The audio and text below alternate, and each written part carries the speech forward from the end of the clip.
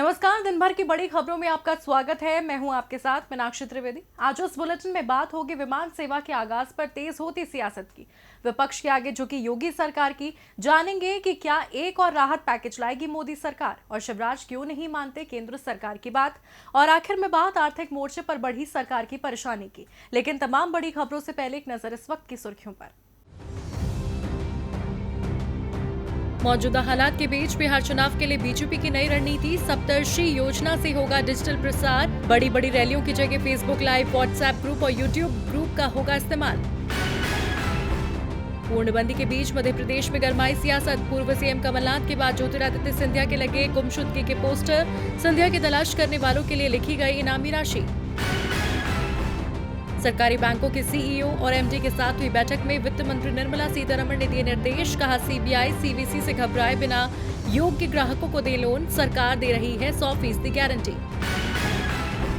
केरल और घाटी में आज मनाई गई ईद, कल देश के बाकी हिस्सों में मनाया जाएगा त्योहार, बरतनी होगी सावधानियां। फेसबुक का बड़ा फैसला, अगले 5 से 10 सालों तक 50% कर्मचारी घर से कर सकेंगे काम, लेकिन ऑफिस में रिपोर्ट करनी होगी अपनी लाइव लोकेशन।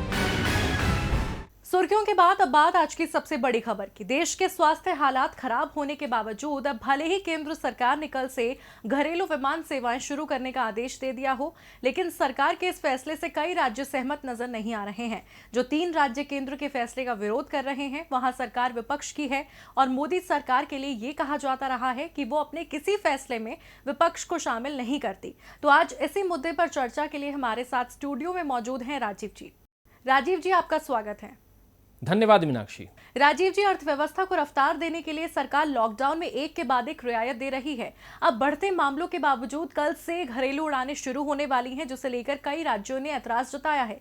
ऐसे में सवाल ये उठता है कि सरकार स्वास्थ्य मुसीबत के दौरान भी टकराव की राजनीति ही करना चाहती है या फिर विपक्ष को साथ लेकर भी चलेगी। देखिए मीनाक्षी, सब कुछ जल्द से जल्द ठीक हो जाए, लोग पहले की तरह रहने लग जाएं, ये चाहत सभी की है। लेकिन ये किस कीमत पर होगा, ये तो हमें देखना ही पड़ेगा। सरकार तो नए रंग ढंग दिखाने के चक्कर में कई बातों में छूट देती ही जा रही है, लेकिन इसका खामियाजा भी जनता को ही भुगतना पड़ेगा। ये हम सब देख रहे हैं, जान रहे हैं। पहले ट्रेन और अब घरेलू विमान सेवा जो है वो शुरू करने के पीछे सरकार यही तर्क देगी कि ये सब अर्थव्यवस्था को गति देने और जनता के हित को ध्यान में रखते हुए किया जा रहा है।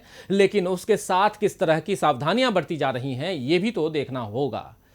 हवाई सफर करने वालों को आरोग्य सेतु ऐप डाउनलोड करना अनिवार्य किया गया है, मगर क्या इसमें बीमारी के प्रसार को इससे रोका जा सकता है, ये बड़ा सवाल है। उड़ानें शुरू होंगी तो एयरपोर्ट्स पर दसियों तरह के स्टाफ की आवाजाही होगी। एयरपोर्ट्स तक आने जाने के लिए कार, टैक्सी, इन सब का इस्तेमाल होगा। सैकड़ों लोग रोजाना एक दूसरे के संपर्क में आएंगे।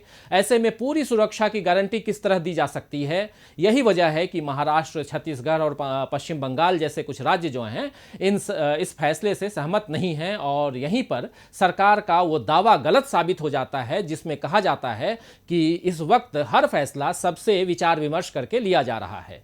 बेशक मोदी जी ने बीते दिनों राज्यों के मुख्यमंत्रियों के साथ वीडियो कॉन्फ्रेंसिंग की है, लेकिन उसमें जो सुझाव सामने आए हैं उनमें से कितनों पर सरकार ने अमल किया है, यह भी देखना होगा। अगर सरकार हर बात में राज्यों को भरोसे में ले रही है तो घरेलू हवाई सेवा शुरू करने से पहले क्या केंद्र सरकार ने राज्य सरकारों से चर्चा की थी?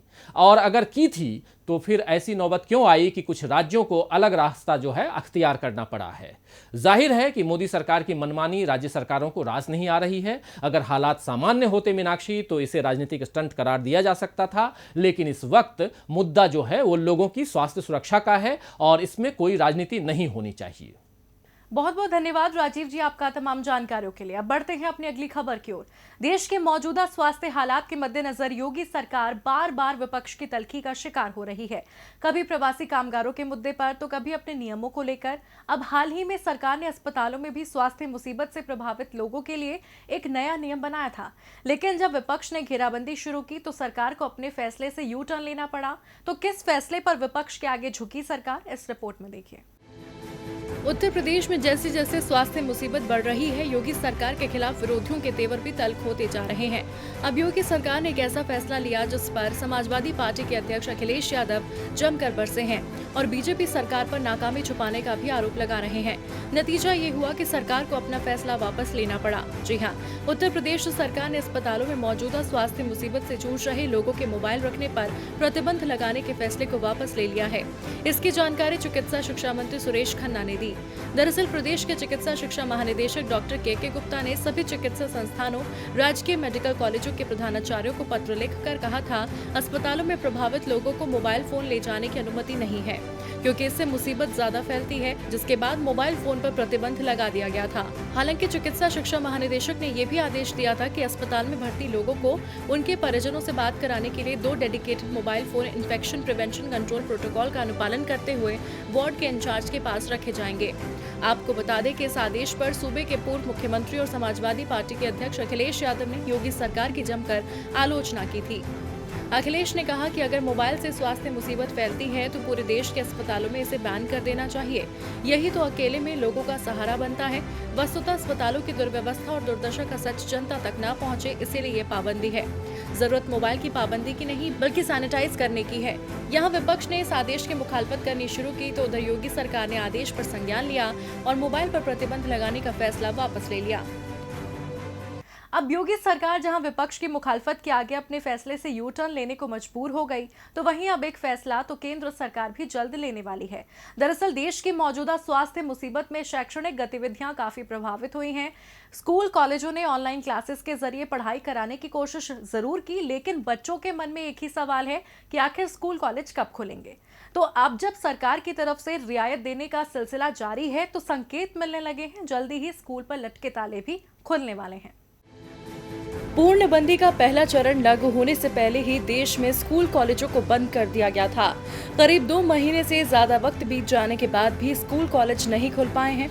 सबके मन में एक ही सवाल है कि आखिर स्कूल कॉलेज कब खुलेंगे। आपको बता दें, सरकार पूर्णबंदी के बाद जुलाई में स्कूल कॉलेज खोलने की तैयारी कर रही है।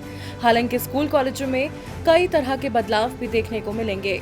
संभावना है कि शुरुआत में प्राइमरी क्लास तक के छात्रों के स्कूल आने पर रोक लगे। ऐसे में शिक्षण संस्थान 8वीं से 12वीं क्लास के छात्रों के लिए खुल सकते हैं। संस्थानों को खोलने और प्रवेश परीक्षा से लेकर बोर्ड परीक्षा तक गृह मंत्रालय के निर्देश पर मानव संसाधन मंत्रालय ने सेफ्टी गाइडलाइन तैयार कर ली है, जिसे अगले हफ्ते तक जारी किया जा सकता है। सुरक्षा के लिहाज से स्कूल में थर्मल स्कैनर लगाए जाएंगे। थर्मल स्कैनर का प्रयोग करने, सामाजिक दूरी के साथ रहने, बैठने, खाने को लेकर ट्रेनिंग दी जाएगी। एक बेंच पर एक ही छात्र बैठेगा। 3 सिटिंग बेंच में बीच की सीट खाली रहेगी। स्कूली बच्चों के अलावा शिक्षक और कर्मचारियों को मास्क, दस्ताने पहनकर स्कूल आना होगा।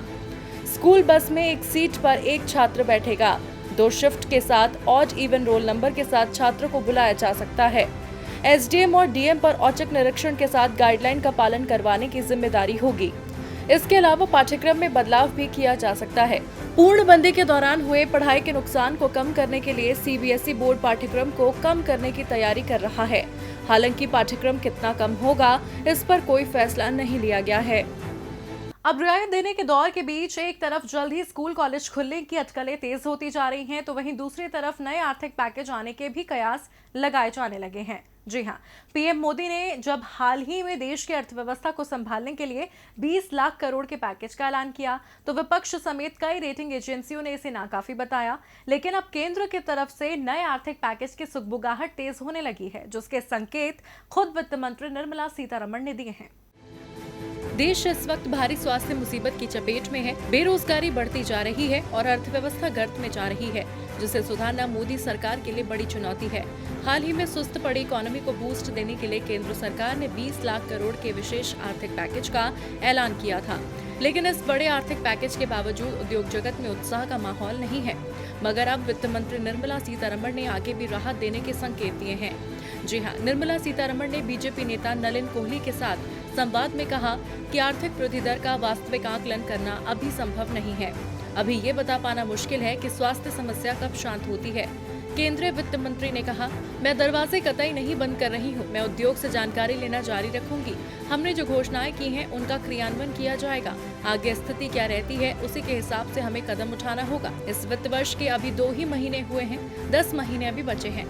निर्मला सीतारमण ने ये बात ऐसे समय में कही है जब आर्थिक पैकेज को लेकर सरकार की चौतरफा आलोचना हो रही है। वहीं भारतीय रिजर्व बैंक ने पहली बार माना है कि इस साल देश की जीडीपी ग्रोथ नेगेटिव में जाएगी, जिसे लेकर कांग्रेस ने भी आरबीआई और मोदी सरकार को खरी खोटी सुनाई है। ऐसे में अब वित्त मंत्री ने एक और नए आर्थिक पैकेज के संकेत तो दिए हैं, लेकिन क्या वाकई सरकार एक और आर्थिक पैकेज लाने की तैयारी में है, ये तो आने वाला वक्त ही बताएगा। अब सरकार नए आर्थिक पैकेज का ऐलान कब करेगी और कब ये मुसीबत दूर होगी, ये तो वक्त बताएगा। लेकिन फिलहाल मुसीबत में तो मध्य प्रदेश की शिवराज सरकार भी दिख रही है, क्योंकि केंद्र सरकार जिन गाइडलाइंस का पालन करने के लिए कह रही है, बीजेपी शासित राज्य मध्य प्रदेश ही उसकी अवहेलना करता नजर आ रहा है।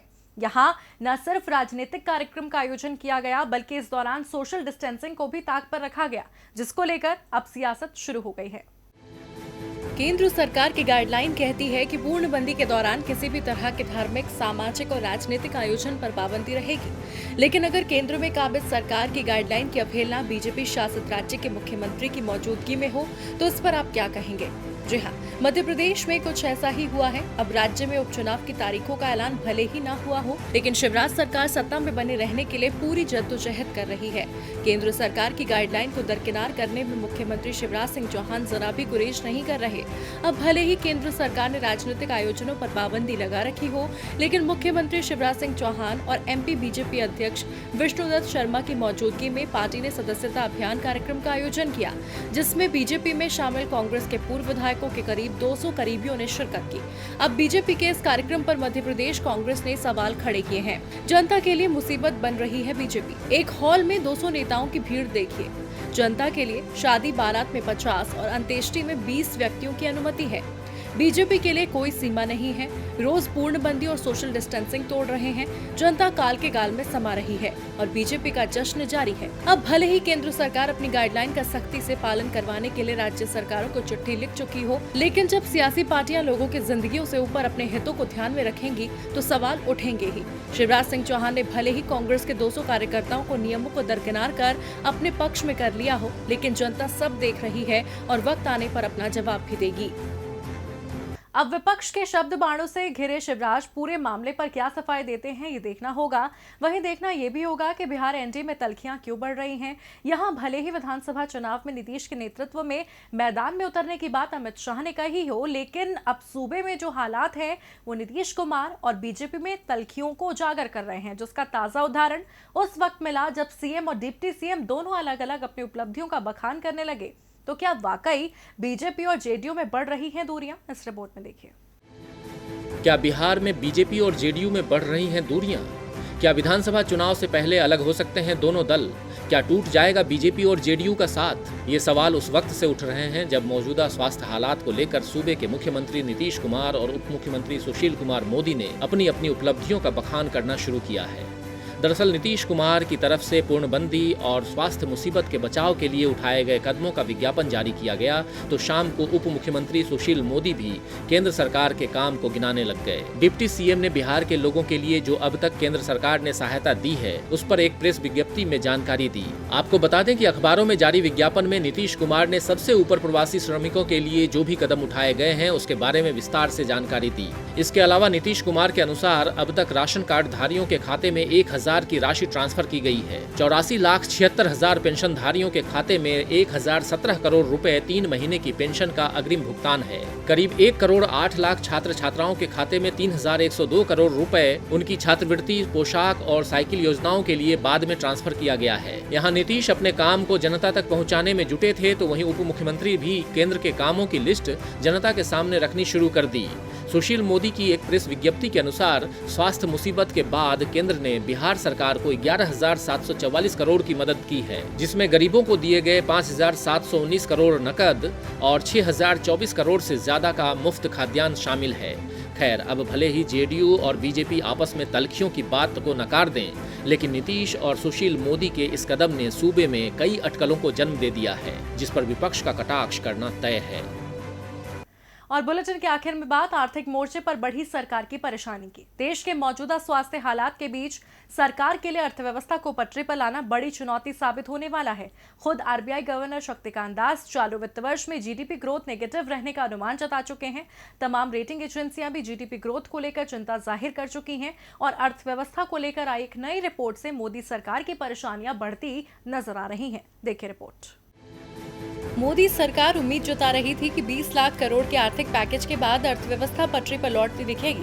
अब सरकार के इस पैकेज से मदद तो जरूर मिलेगी, लेकिन फिलहाल अर्थव्यवस्था को पटरी पर लाने के लिए ये पैकेज भी नाकाफी साबित होता नजर आ रहा है।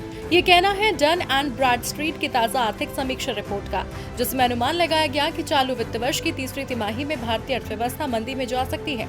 इसके लिए एजेंसी ने उपभोक्ता मांग को लेकर सुधार में देरी को जिम्मेदार बताया है। रिपोर्ट की माने तो आय और रोजगार की कमी के कारण उपभोक्ता सतर्कता बरतेंगे, लिहाजा उपभोक्ता मांग को लेकर सुधार में देरी होगी। डन एंड ब्रैडस्ट्रीट इंडिया के मुख्य अर्थशास्त्री अरुण सिंह ने कहा, देश की आर्थिक वृद्धि में सुधार इस बात में निर्भर करेगा कि सरकार की ओर से दिए गए प्रोत्साहन पैकेज को किस तरीके से कितने समय में क्रियान्वित किया जाता है।